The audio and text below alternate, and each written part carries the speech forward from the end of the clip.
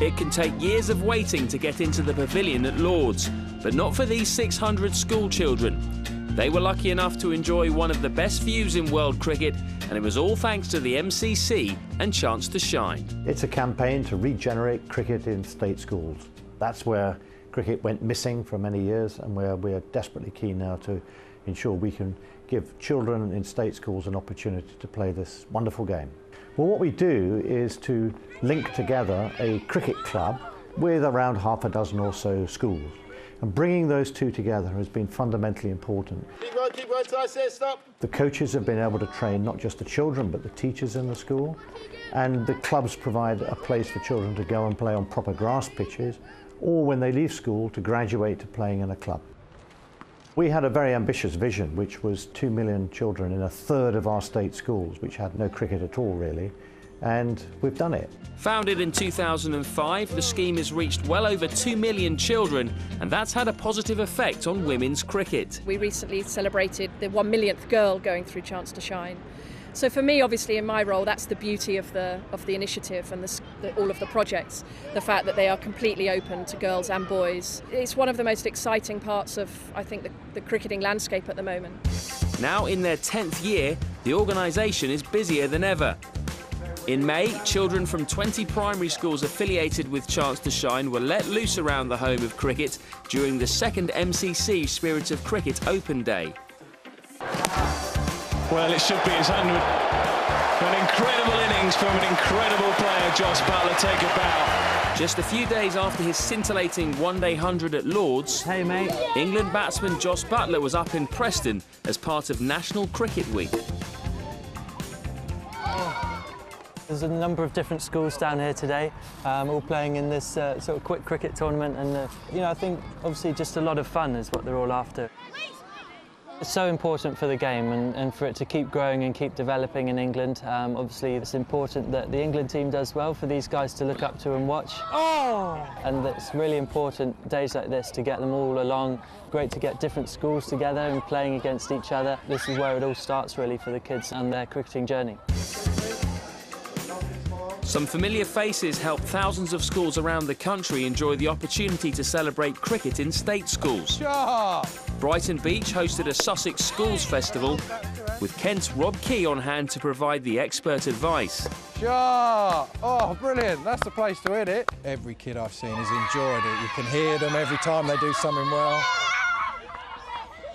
And that's what you want to see. I think there's too much made with coaches nowadays and coaching about teaching them how to play a straight drive and all that. At this age, your only job as a coach is to make them want to play again. Sure, run, run, run. We think a lot about the top end of the game and getting kids involved just so they can try and the next Andrew Flintoff or Kevin Peterson, whoever it is. But actually, it's the people who aren't necessarily going to go that far or become professional cricketers. You know, we have a duty to make sure that they get into club sport, into club cricket, and that will just enhance the game. Even that just becomes supporters and fans. Oh, good shot. Lydia Greenway is another one of the players doing their duty to help get young people involved in the sport. Wonderful innings from Lydia Greenway, 80 from 64. England regain the Ashes. The England batsman was one of the first women's cricketers to turn professional earlier this year. We're really pleased that that relationship with Chance to Shine and England women's cricket has continued to flourish, really, even in this new era of professional contracts. Tuesdays and Wednesdays we'll be in our local counties, going into schools, working with county teams as well, and specifically with girls. That's it, so put your bat in your left hand, turn yourself around that way. I think with us going into the schools and hopefully them realising that they can play cricket and enjoy the game, I think it's really important. And in one of the biggest success stories of the scheme so far, Chance to Shine might have unearthed not just one, but two England stars of the future. Yeah, they're an amazing story, Erin and Lucy Staunton-Turner. They hadn't experienced cricket until 4 years ago when they got their first taste of the sport through Chance to Shine. Walked into a school for the first time, obviously met the staff, class came out. Straight away you sort of think, you know, obviously those two have got natural ability, natural flair. Very obvious that they had some natural talent straight away. We first saw the girls when James sent them down to a county under-11s trial. They just stuck out. We knew that they'd get into the game and we knew that they were going to progress quickly. Erin, quick left arm seamer. Lucy, batter, balls off spin. So they're very different and they're very different people. We came to primary school and then Chance to Shine first came in, and we just started to play cricket there and then progressed. I really enjoyed it because it was fun. You could play it with your friends and help each other out. I really just enjoyed playing in a good group. It's competitive and it's a team game, and you just make new friends, which just made it really fun. So we wanted to join onto a cricket club, so we came to Ormskirk.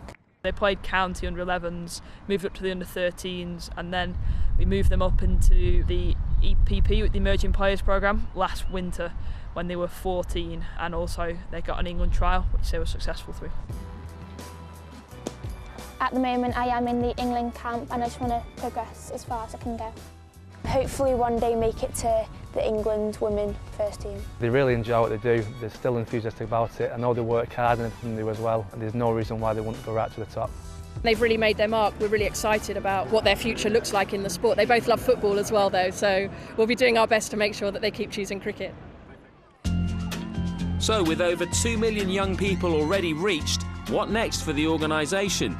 We want to make sure we can get between 3 and 4 million children through our programme by adding another 5 years to it. That would be a staggering achievement.